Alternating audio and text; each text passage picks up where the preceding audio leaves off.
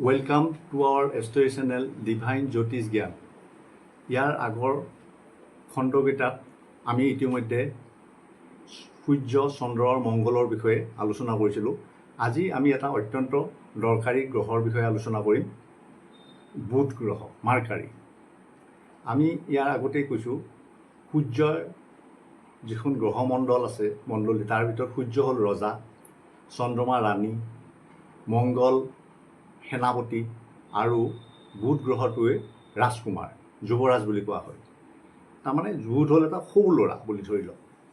যেনেকৈ সৰু ল'ৰা এটাক কণ্ট্ৰল কৰাটো বিৰাট কঠিন কাম, ঠিক তেনেকৈ বুধ গ্ৰহটো কণ্ট্ৰল কৰাটো বিৰাট কঠিন। ই যিটো গ্ৰহৰ লগতে থাকে, যদি এটা শুভ গ্ৰহৰ লগত থাকে তেতিয়াহ'লে শুভ প্ৰভাৱ লৈ লয়, যদি এটা অশুভ গ্ৰহৰ লগত থাকে তেতিয়াহ'লে অশুভ প্ৰভাৱ লৈ লয়। এতিয়া বুধৰ কাৰকত্বক ছিগনিফিকেটৰ বুলি ক'লে, বুধে আমাৰ ইণ্টেলিজেঞ্চি, যিটো বুদ্ধি, বুধে ৰিপ্ৰেজেণ্ট কৰে কনচিয়াছ মাইণ্ড, আমাৰ কথা কোৱা বাণী, এই সকলোবোৰ বুধে ৰিপ্ৰেজেণ্ট কৰে। আমাৰ স্পিকিং এবিলিটি যিটো, সেইটো বুধে ৰিপ্ৰেজেণ্ট কৰে। আৰু লিভিং ছিগনিফিকেটৰ ভিতৰত আমাৰ নিজৰ ছোৱালী, ভনীয়েক, মাহীয়েক, পেহীয়েক, এই সকলোবোৰ বুধ গ্ৰহই ৰিপ্ৰেজেণ্ট কৰে। শৰীৰৰ বডি পাৰ্টছৰ ভিতৰত nervous system, respiratory system, skin, এইখিনি বুধ গ্ৰহৰ ভিতৰত পৰে। এতিয়া বুধৰ আৰু ডাইৰেকশ্যন হ'ল নৰ্থ ডাইৰেকশ্যন, দিশটো হ'ল নৰ্থ ডাইৰেকশ্যন। বুধৰ নিজৰ ৰাশি হ'ল মিথুন ৰাশি আৰু কন্যা ৰাশি। বুধে গ্ৰহটো কন্যা ৰাশিত উচ্চ হয় আৰু মীন ৰাশিত নিজ হয়। বুধৰ কালাৰ হ'ল গ্ৰীণ কালাৰ। বুধ, আপোনালোকে লক্ষ্য কৰিব, যিবিলাক মানুহৰ বুধ গ্ৰহটো ভাল, সেইবিলাক মানুহৰ সদায় কথা কমকৈ কয়। সেইবিলাক মানুহে সদায় কথা কম কৈ পেলাই মানুহক তাৰমানে এট্ৰেক্ট কৰিব পাৰে। কম কথা কয় কিন্তু কথাত অলপ ডেপ্থ থাকে আৰু তাৰ দ্বাৰাই মানুহক প্ৰভাৱিত কৰিব পাৰে। বুধৰ মিত্ৰ গ্ৰহ হ'ল সূৰ্য, শুক্ৰ আৰু শনি গ্ৰহ। আৰু বুধৰ শত্ৰু হ'ল চন্দ্ৰমা, চন্দ্ৰমাৰ লগত শত্ৰুতা আছে। এতিয়া আমি আলোচনা কৰিম বিভিন্ন ঘৰত, হাউচত বুধে কি প্ৰভাৱ দিয়ে। এই প্ৰভাৱবিলাক যদি বুধ গ্ৰহটো অকলে থাকে তাৰ প্ৰভাৱবিলাক বেছিকৈ পোৱা যায়, কিন্তু বহুত একেবাৰে এই প্ৰভাৱে যিখিনি আমি আলোচনা কৰিম সেই প্ৰভাৱবিলাক দেখা পাব। যদি বেলেগ বেলেগ গ্ৰহ আহি যায় তেতিয়া অলপ প্ৰভাৱটো ইফাল সিফাল হ'ব পাৰে।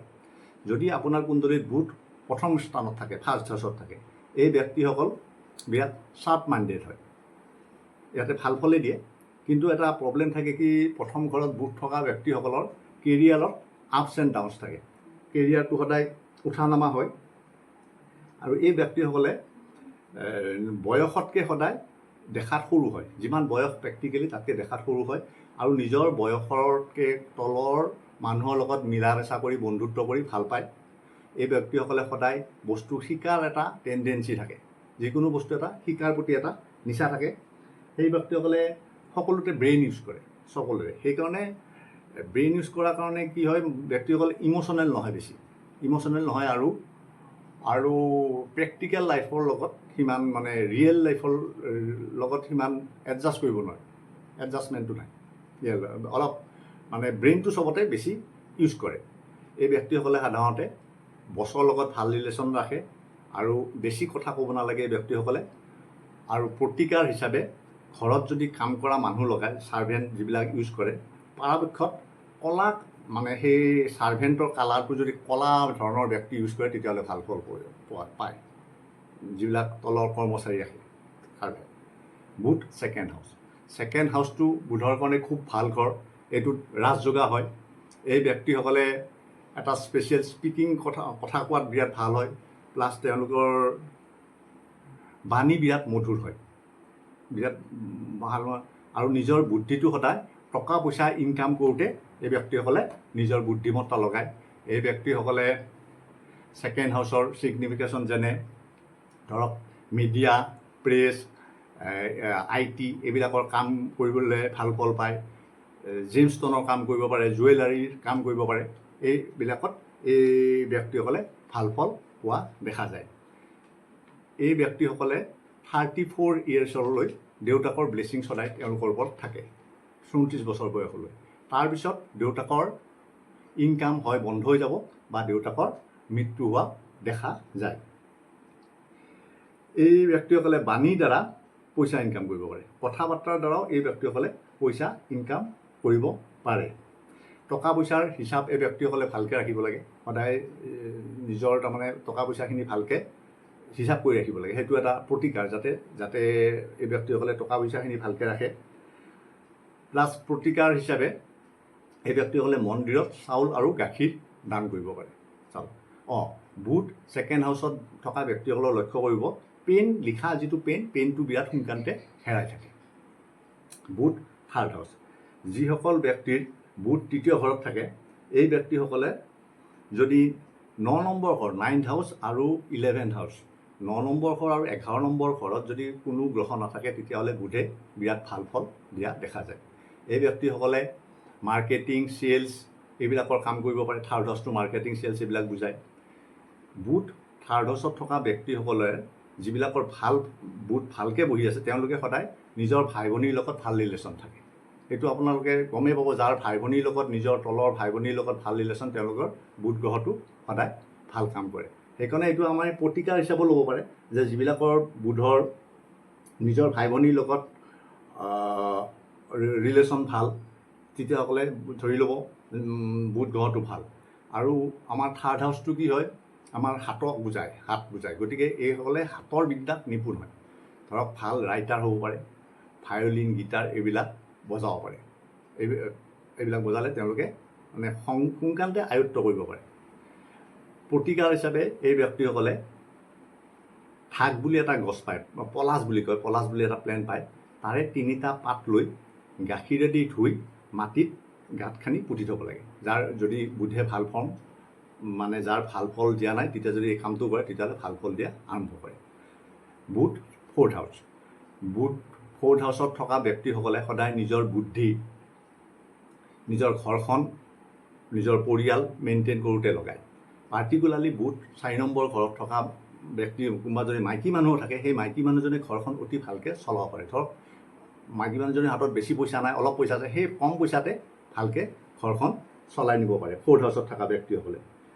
কিছুমান এই ফ'ৰ্থ হাউচত বুধ থকা ব্যক্তিসকলে কিছুমান নিজৰ আগৰ সৰুকালিত থকা কিছুমান বেয়া স্বভাৱৰ কাৰণে পিছৰ জীৱনত তেওঁলোকে অলপ ভোগ কৰিব লগা হয়, মানে বেয়া ফল ভোগ কৰিব লাগে। আগৰ সৰুকালিত কিছুমান বেয়া স্বভাৱ থাকে।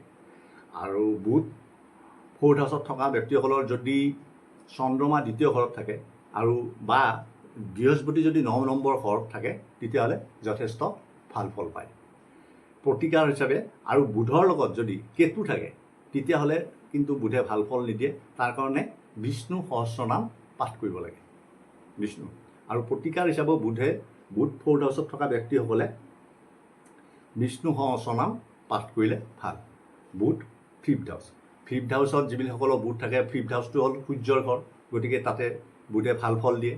এই ফিফ্থ হাউচত বুধ থকা ব্যক্তিসকলৰ এটা স্পিকিং এবিলিটি থাকে, স্পেচিয়েল এটা স্পিকিং পাৱাৰ থাকে। তেওঁলোকে সেই কথাৰ দ্বাৰা মানুহক এট্ৰেক্ট কৰিব পাৰে। এই ব্যক্তিসকলৰ বিভিন্ন বিষয়ৰ ওপৰত জ্ঞান থাকে। প্লাছ তেওঁলোকে শ্বেয়াৰ মাৰ্কেটৰ ট্ৰেডিং খুব ভালকৈ কৰিব পাৰে বুধ ফিফ্থ হাউচত থকা ব্যক্তিসকলে। বুধ ফিফ্থ হাউচত থকা ব্যক্তিসকলৰ যদি সূৰ্যৰ পজিশ্যনটো ভাল হয় তেতিয়াহ'লে 34 ইয়েৰ্ছৰ পিছত তেওঁলোকে নেম আৰু ফেম পায়। বুধ ফিফ্থ হাউচত থকা ব্যক্তিসকলৰ কিন্তু এটা বেয়া কি, তেওঁলোকৰ অলপ খংটো যেতিয়া তেতিয়া উঠি যায়। আৰু খং যদি উঠে তেতিয়াহ'লে মুখেদি যিকোনো কথা ক'ব পাৰে, মানে বেয়া শব্দ ওলাই যাব পাৰে, বেয়াকৈ গালি চালাজ কৰিব পাৰে। এই ব্যক্তিসকলে নিজৰ ল'ৰা ছোৱালীৰ লগত শিক্ষা দীক্ষাত বিৰাট গুৰুত্ব দিয়ে। আৰু শ্বেয়াৰ মাৰ্কেটৰ কথা ক'লোঁ, শ্বেয়াৰ মাৰ্কেট কৰিব পাৰে। বুধ ফিফ্থ হাউচত থকা ব্যক্তিসকলৰ এটা এবিলিটি থাকে, তেওঁলোকে তাৰমানে এটা এডাপ্টেবিলিটি থাকে, যিকোনো পৰিস্থিতিৰ লগত খাপ খাই যাব পাৰে, ধনী দুখীয়া সকলোৰ লগত তেওঁলোক মিলি যাব পাৰে। এইটো এটা বিৰাট ভাল। আৰু অনাথ ল'ৰা ছোৱালীক যদি এই ব্যক্তিসকলে শিক্ষাদান কৰে তেতিয়াহ'লে ভাল ফল পায়। আৰু প্ৰতিকাৰ হিচাপে তাৰ লগতে এটা কপাৰৰ পইণ্ট লৈ পেলাই তাত বগা সূতাই দি বান্ধি অলপ দীঘলকৈ পিন্ধিব লাগে, নেভেলত পৰাকৈ, তেতিয়া পিন্ধিলে ভাল ফল পায়। বুধ 6 নম্বৰ ঘৰ, 6 নম্বৰ ঘৰটো বুধৰ নিজা ঘৰ, ইয়াতে বুধে ভাল ফল দিয়ে। এই ব্যক্তিসকলে এটা এনালিটিকেল স্কিল থাকে আৰু এই ব্যক্তিসকলে পৰা বেলেগক কিবা প্ৰব্লেম হ'লে এই ব্যক্তিসকলে ছলুশ্যন দিব পাৰে। এই ব্যক্তিসকল যদি অফিচত কাম কৰে তেতিয়াহ'লে অফিচ পলিটিক্সত বিৰাট ভাল হয় এই ব্যক্তিসকল। এনে ব্যক্তিসকলৰ মামা বিৰাট বিখ্যাত হয়।